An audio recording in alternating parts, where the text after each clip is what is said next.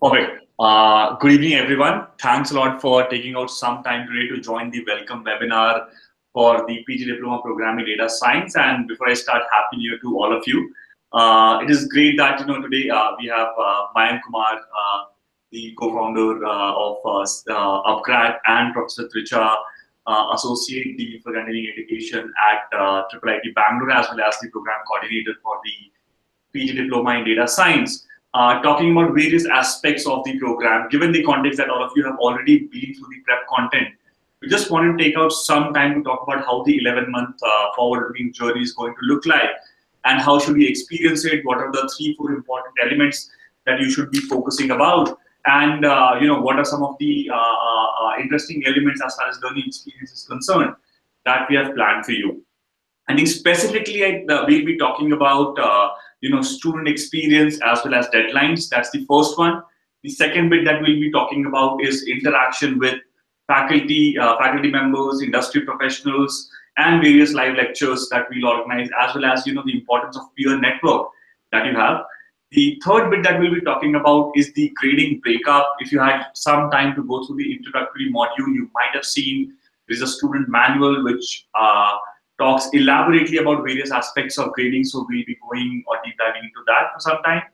And then, of course, we'll be talking elaborately about the academic as well as non-academic support that you get as part of this particular program.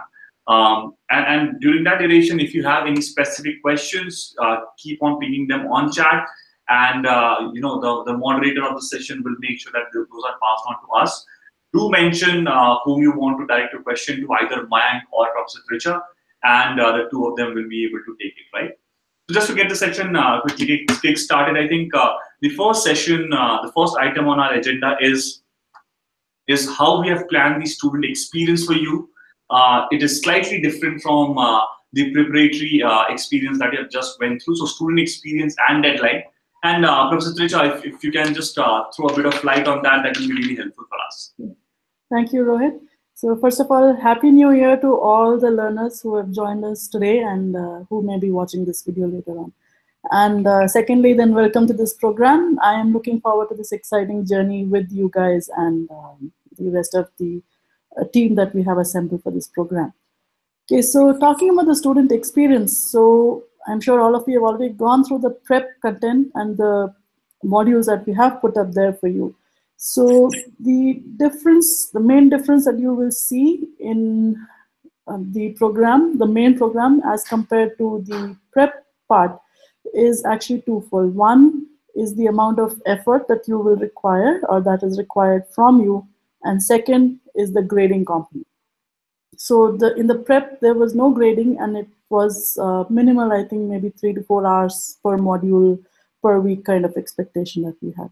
That expectation in terms of your commitment towards the learning is going to ramp up significantly once the program has started.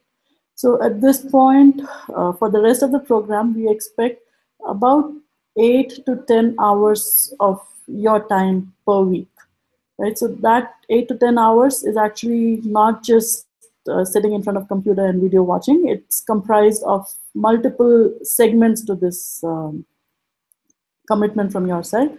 It will require maybe about 2 to maybe 3 hours, depending on your convenience and flexibility, maybe about 2 hours of watching the videos, the contents that we provide, about an hour a week of live lectures, about an hour maybe of group study with your group, and then rest of it will be self-study, working on your projects, working on your assignments, working on the self-study, preparing yourself for the tests that we have throughout this program for you. So again, you need to have a dedicated commitment towards this program on a weekly basis. One suggestion that I will make is that don't try to shirk away from your commitment on a weekly basis.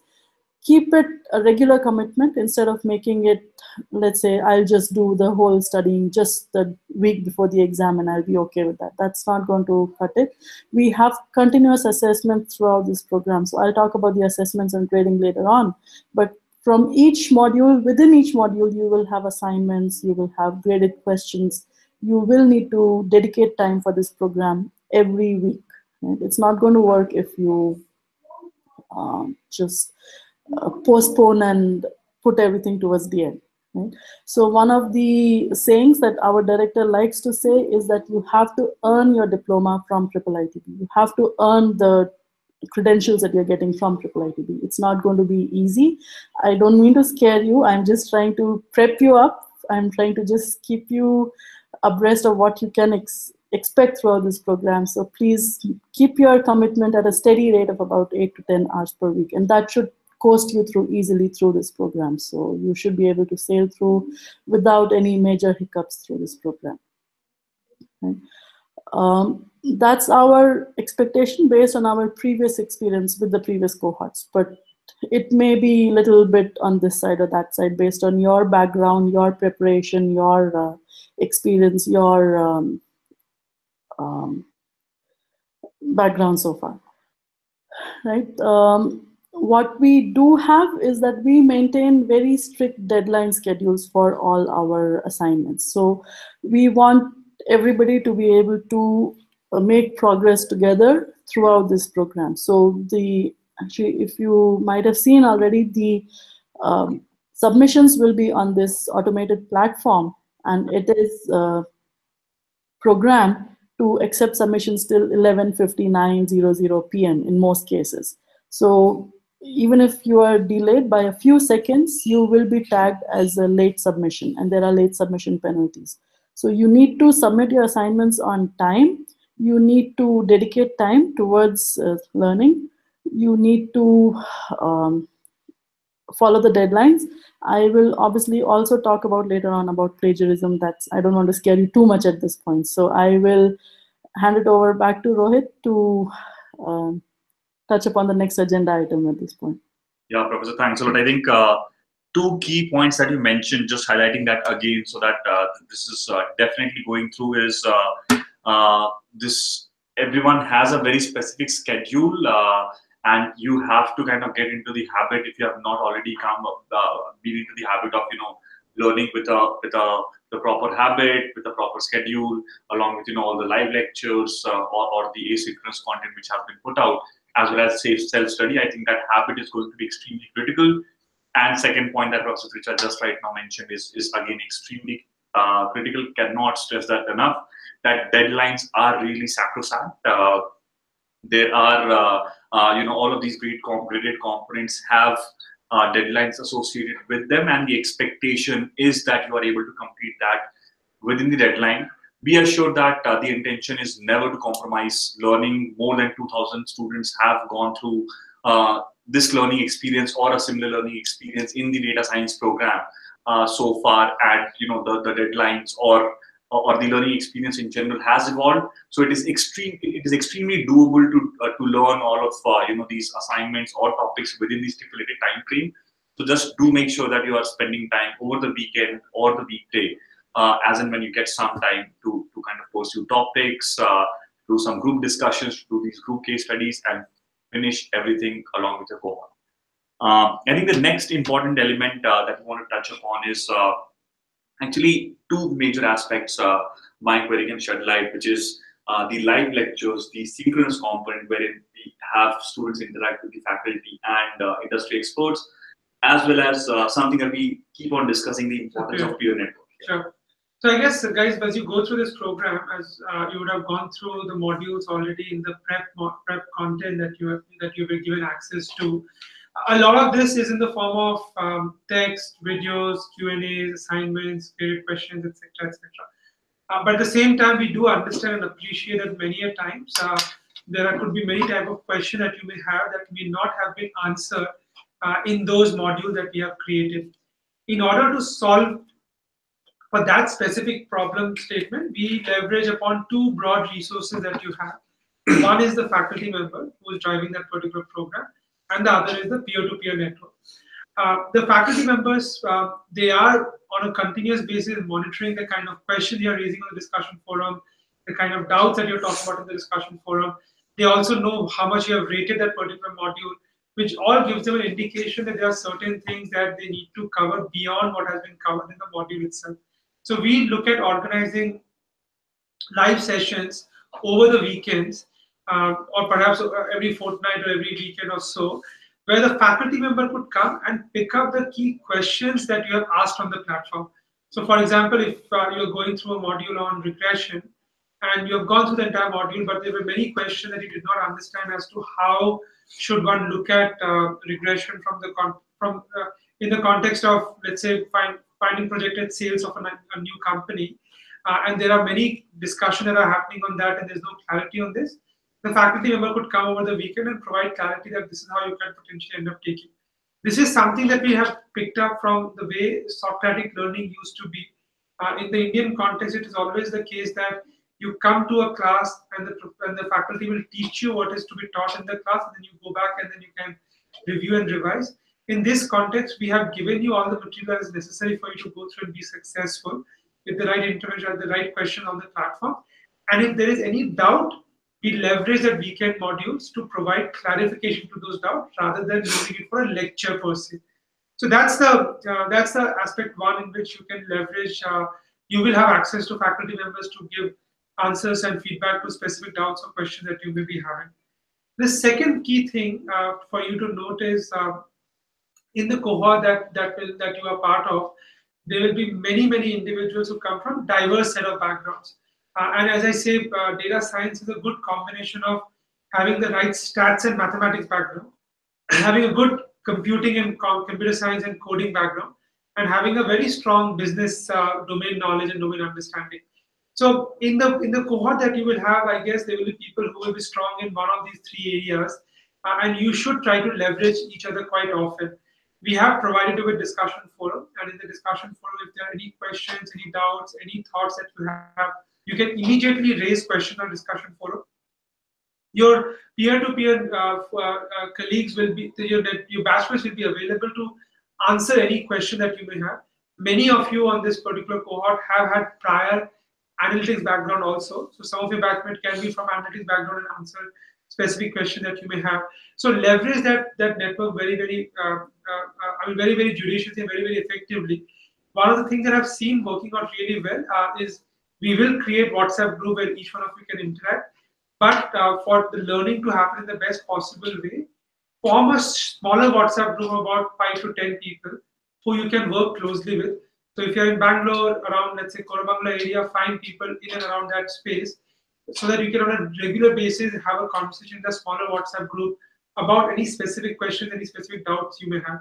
That I've seen to be working out really well for many of our learners when they not just rely on the discussion forum and on the platform, but form smaller WhatsApp group in what they're doing on a day-to-day basis. We would encourage you to meet up offline as well. If you're from the same place, try to catch up offline. You can either visit IIIT Bangalore or you can visit Upgrade Exchange, where you can meet with each other. IIIT Bangalore is an electronic city in Bangalore, and Upgrade Exchange is at Koramangala currently, and we'll be moving to Domnur in some time. We have similar options in Hyderabad, so you guys can come meet up at a central location and catch up on doing case studies, etc. Because the more you interact with your cohort and peer group, the better it is going to be for you to succeed in this program. So that's all in terms of how to leverage faculty, industry professionals, and sort of peer-to-peer network. One last one I will mention is for the live sessions, many a times we also bring in senior industry leaders to come and provide you with some more inputs, insights as to how they are leveraging data science in the day-to-day activities and their own organization. So if the faculty member is not there, some folks from the industry will be available. So try to make it up for these live sessions to sort of learn from the industry or from faculty member. In case you cannot, these live sessions will then be uploaded on the platform where you can access it later as well. So that's all from my side, Rohit. Perfect. Thanks a lot, Mike. I think again, two key points, and good that we touched upon doubt resolution while talking about that. Is that discussion forum is where you can put all your academic doubts. There are teaching assistants who are monitoring the discussion forum.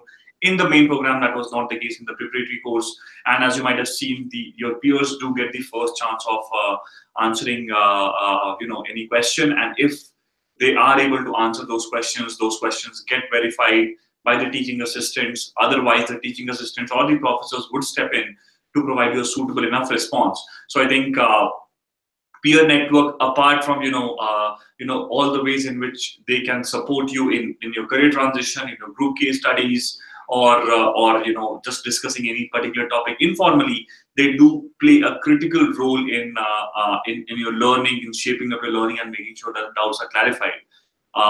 The live lectures that happens with professors, I think their day-to-day tactical doubts are typically not taken care of, because those are already solved or resolved, in fact, using a discussion forum. But major topics or technological areas where a good portion of the batch is not clear upon, I think the live lectures are used as a platform to first of all lecture on those topics, and secondly, we do invite queries from students, and the professors would take up those specific queries. So whenever there's a live lecture scheduled on your calendar, you would find it on the platform. Go on the platform, look for the calendar, and you would find these live sessions scheduled for yourself. Do make sure that you are sending across your questions so that those can be answered effectively.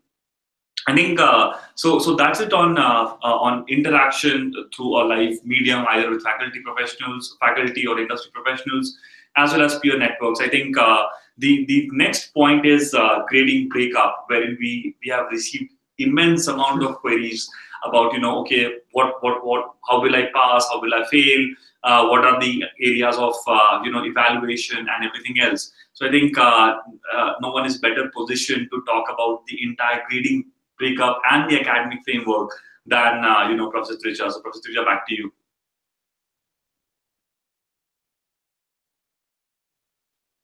Professor, you're on mute, I think. Yeah, okay. Can you hear me now? Okay. Yeah.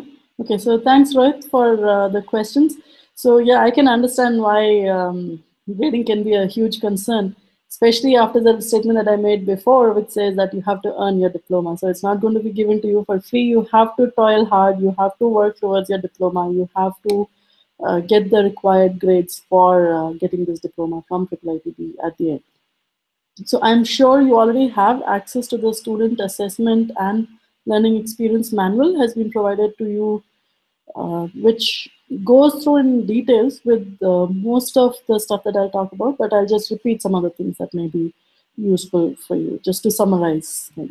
So here at IIIT-B, we do follow a 4-point scale for grading. So for each course, you will actually get a grade, a letter grade, which corresponds to number somewhere between 1 and 4.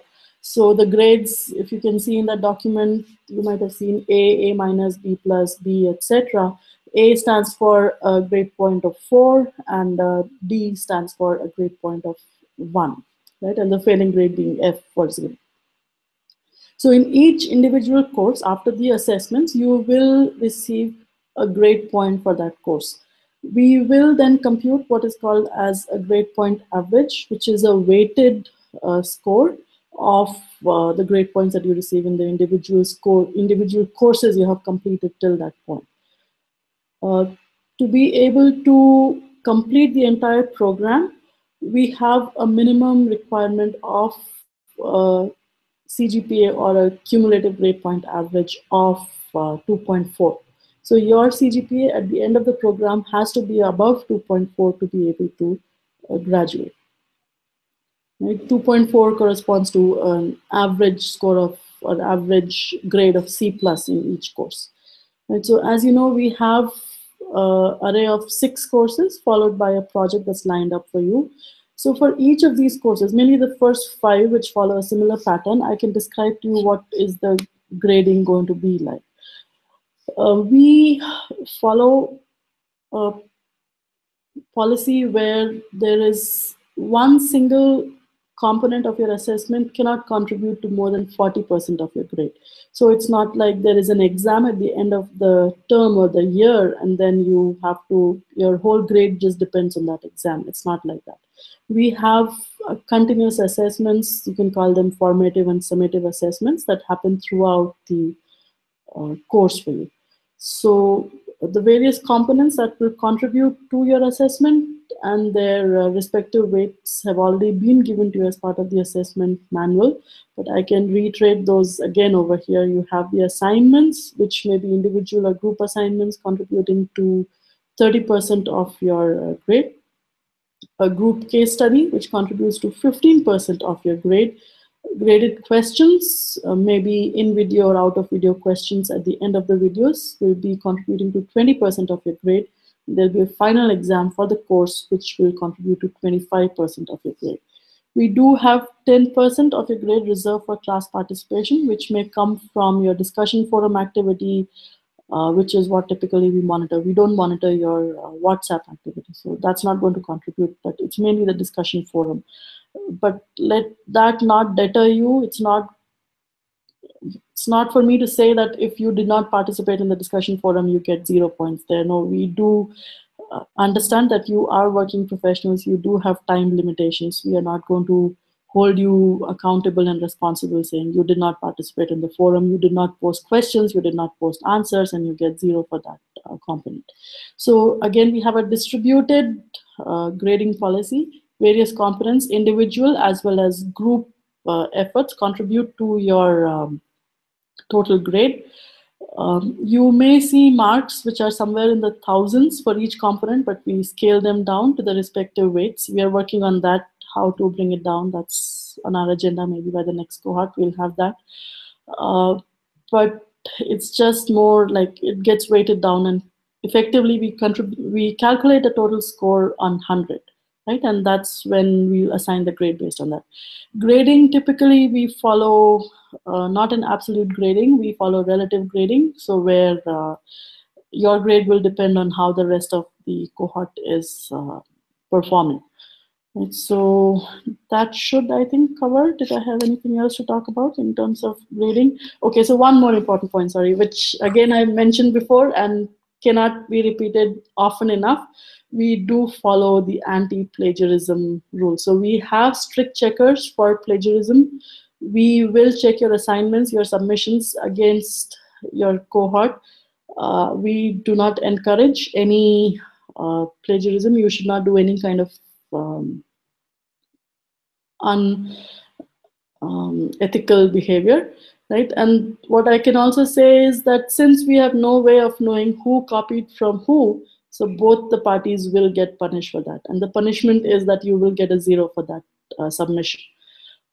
So 0 in that submission will actually make you fail the course, because we have a threshold. You have to score a minimum of 20% in each of these grading components that I mentioned. So if you don't score a 20% in that grading component, you will be considered as failing that course. So you need to ensure that you don't get a 0, you don't indulge in any kind of non-ethical activities. You should, again, constantly keep making progress, keep yourself engaged with this program. Right, there's one more thing that I wanted to say, which was, now I'm just skipping on that. It's about the grade improvement opportunity. Yes, again, as I said, we do realize that you are working professionals. There may be a time crunch from your side.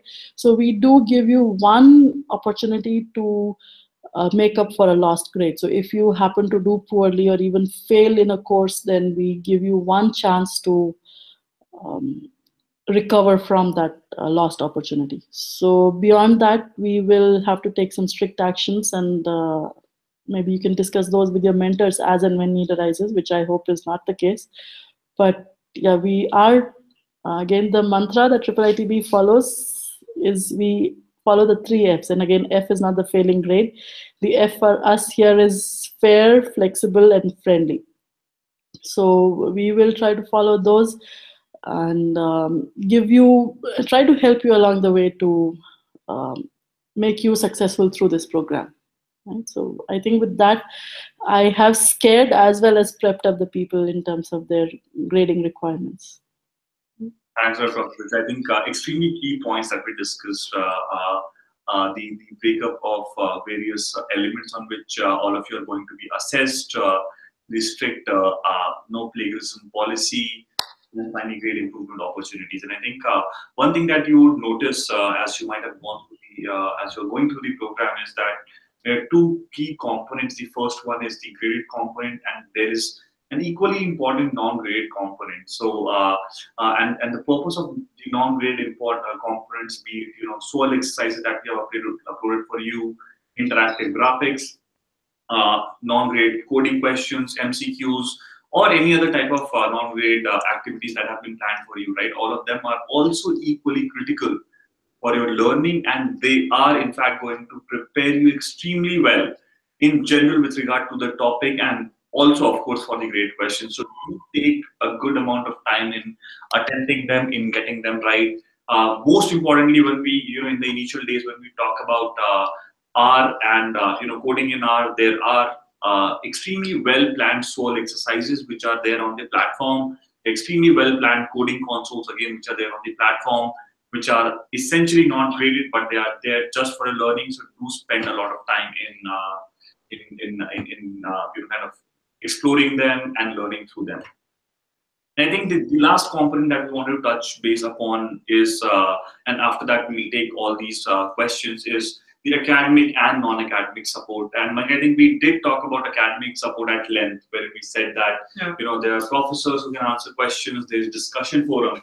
So I think if we can spend a couple of minutes on the non-academic support, and why in your mind that is extremely critical as far as the learning experience is concerned, would be helpful. Sure. I just, I think before this session started, there was one a small sort of mention about one of our programs in the previous cohort, where the person mentioned that this is one of the first programs that he is completing fully, and he was very happy with the kind of support and the push that the program offered them. And that's why we are coming to this entire context of non-academic support. I think you guys, as you go through this program, you will have enough avenues to find answers to any doubts or clarification that you require as part of doing the program. And there are discussion forums, there is the live webinars, live sessions. There is also the local WhatsApp group that you will create. But we also have created a very active sort of mechanism in which we believe that given each one of you are working professional, we don't want learning to be a lonely experience for you guys. And each one of you has a dedicated student mentor or a buddy who will follow up with you, who will work closely with you to help out, plan out how you should sort of chart out your learning journey. The more planning, as Tricha mentioned earlier, that it is about 8 to 10 hours a week, but that doesn't mean that one week you give 0 hours, the other week you give 20 hours and you reach to that average. You have to continuously sort of plan it out to learn at a regular interval. You should talk to a student mentor to help seek feedback. How should you plan out the week? How should you plan out the learning aspect, etc. If you have travel plans and travel schedule, look for the kind of assignment dates, due dates, etc., so that you can plan in advance.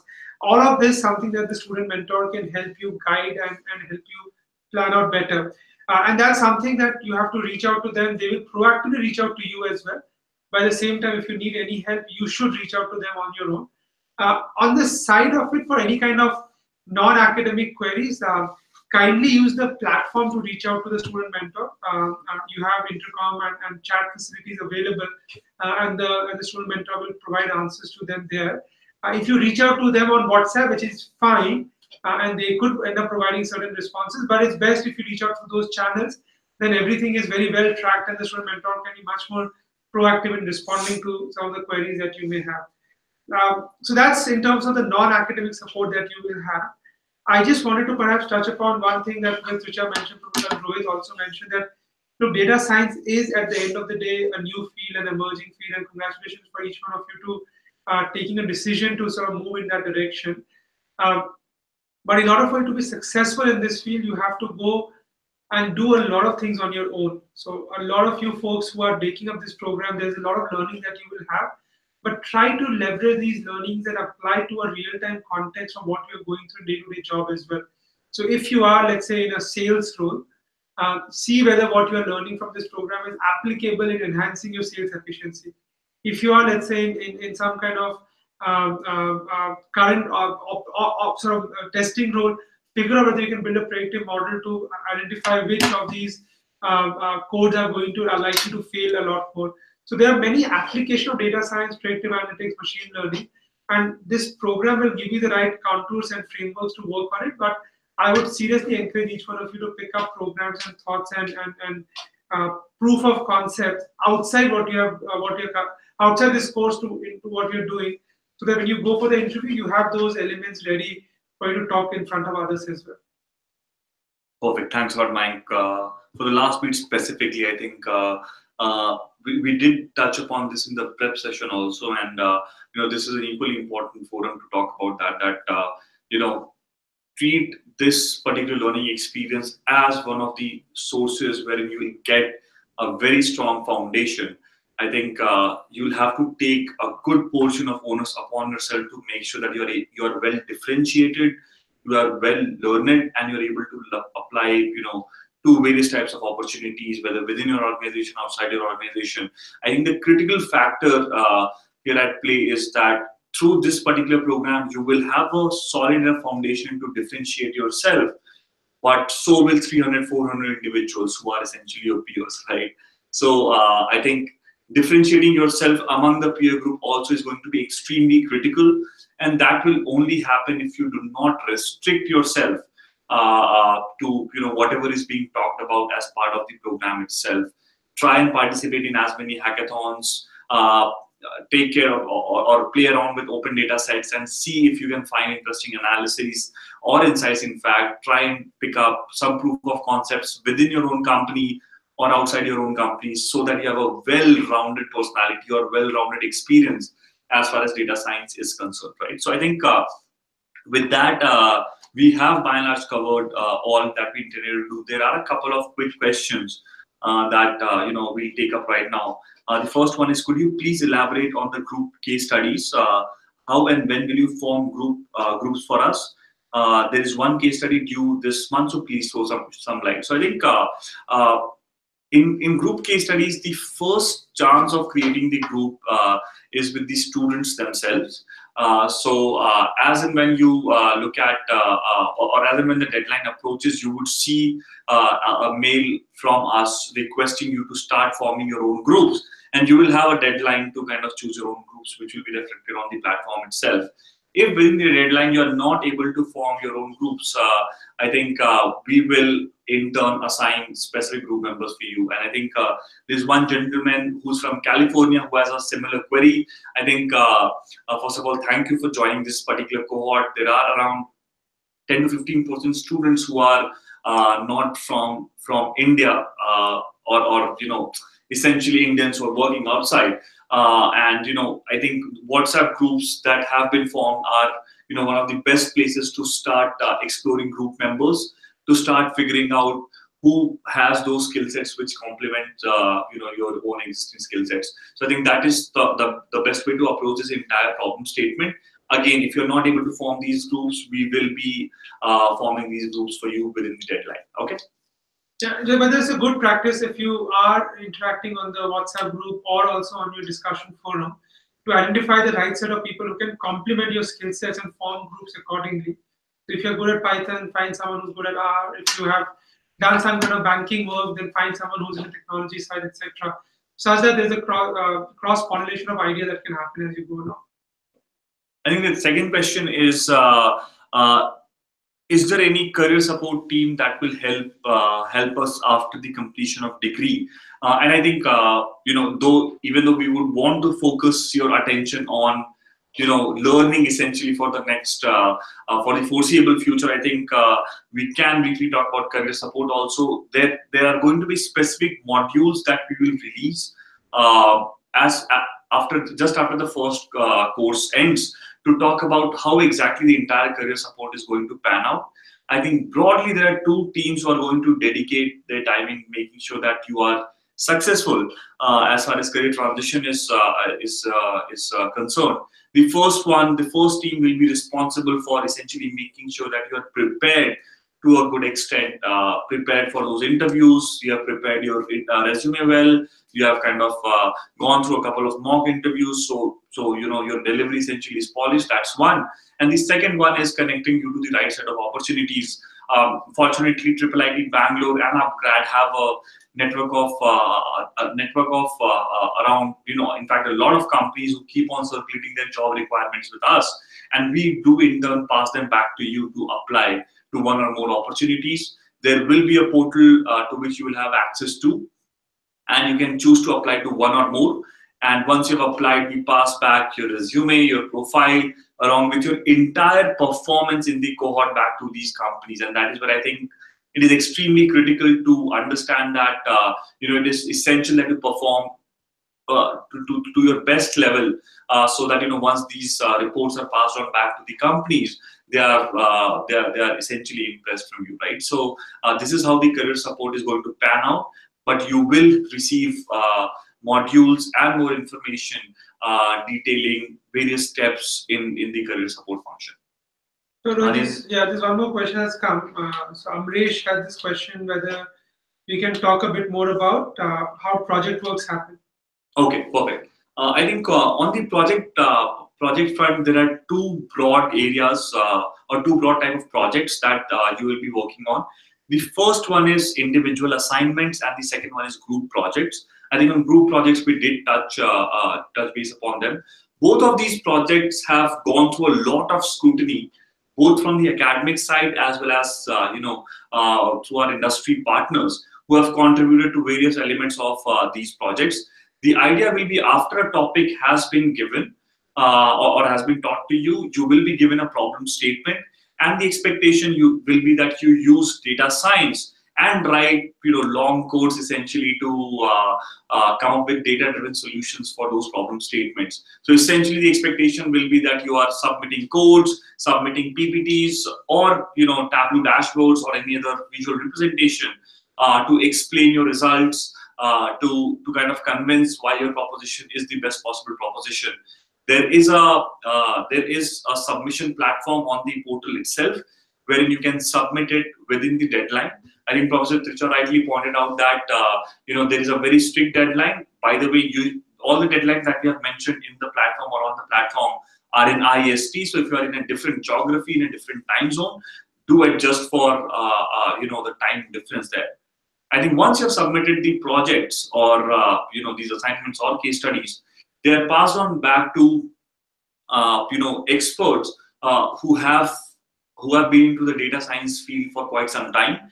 They would go through your pieces of codes or your lines of codes and provide you specific feedback on how you can improve, let's say, a set of a couple of lines of codes. How could you have done that in a better fashion? How could you have improved the efficiency of that algorithm? Why one packet should have been used instead of the other one? Why one approach should have been used instead of the other one?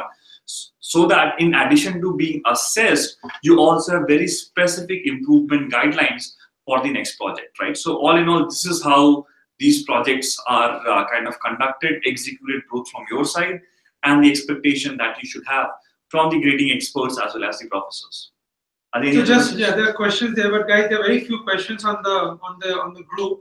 So if you want to ask questions, this is the time for you to put across your question. Professor Tricha, Rohit, and I are all available to answer them. There's a question from Naveen, Rohit, which you or Professor Tricha can answer, whether we get opportunity to interact with alumni of the program or not. Yeah, I think so. There, first of all, is an alumni group itself. You will have, as soon as you pass out, you yourself will have the chance, you yourself will have an alumni group where you can interact. You will also have access to the alumni groups of the previous batches. So yeah, in case if you are interested in interacting to the alums of previous batches, you can reach out to your student mentors. They should be able to connect you. I think a more formalized forum to interact with your alums is something called Base Camp that we organize every quarter, or at least plan on organizing every quarter, wherein we invite students from various cohorts for a day full of kind of a lot of learning, a lot of fun activities, where you will get a chance to meet all the esteemed professors.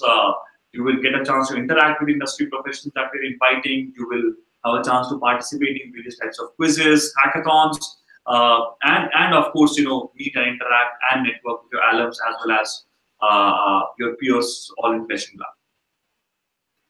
Yeah, I think that should answer it. Any other questions that we have at this particular point of time? There is a question that perhaps I can take up, which is from Satish, who's saying, does Upgrad have any plans for having any kind of meetup place in Hyderabad? So, Satish, there is a plan in Hyderabad also where you can go and meet up. The location we have finalized, it's around Jubilee Hill and Madhapur area. So it's close to high-tech city, so a lot of folks are from high-tech city and they can visit that place. We will send across, perhaps by end of this month, we should have it operational. And hopefully by February, you guys should be able to access that facility as well. As we go along, we will have these facilities coming up in different cities, but the facilities are not just meant for existing students. Even after you have graduated, you should feel free to use their facilities of Upgrad Exchange as well. There's a question, maybe Professor Tricha can answer, which is from Tuhin. How the domain electives will be chosen and what will make it suitable for someone? Professor, if you want to take that. So domain electives, as you might have seen, are course number 6 in your lineup. So as of now, we offer 3 choices of domain electives to you. One is in healthcare, e-commerce, and BFSI. So we don't enforce you to choose one of these. Again, by the name, they're electives. They are based on your choice. You can choose which one of these is more suitable based on your experience, based on your interest, based on your judgment of what may work best for you. So we leave it to you. We will float a form to you. You can fill out that form and choose, give your preference 1, 2, and 3. There are no maximum capacity requirements on these electives, so there is no upper limit that we will not take more than X number of learners in each of these electives. If you really do need help in choosing an elective, obviously you can reach out to your student mentor, you can reach out to any of the faculty members, any of the people at Upgrad to help you. They can, or we can rather suggest to you which one will work for you, right? But I think more it's based on your experience. So I would suggest you should try to get knowledge and experience in a domain which may be an extension of what you have done. So if you have an experience, let's say in some marketing, then you may want to go for, let's say, the e-commerce elective. Or depending on your personal career strategy, you may want to go for something which is completely diagonally opposite. So again, your choice. We are not going to enforce anything on you, but we are there to help. Thanks, Prof. I think, and the other place where they can definitely go for advice is, you guys will have industry mentorship calls also as and when the program progresses. And one of the calls, in one of the calls, I think the feedback that you can potentially receive from them is, given your current background, how you can plan your next 5 months, 10 months, 18 months in order to make a successful transition to data science as a field. And I think that is a good option again, in addition to whatever Professor Tricha suggested. That is again a good platform to bounce across which are the domain electives that you can go for. Just to a point of clarification there is that even though you will have to choose one specific domain elective, the meaning of choosing domain elective is that you are going to get graded on that. We'll still make sure that the other domain electives for your reference are made available to you. So as and when if you have some time, you can go ahead and go through them.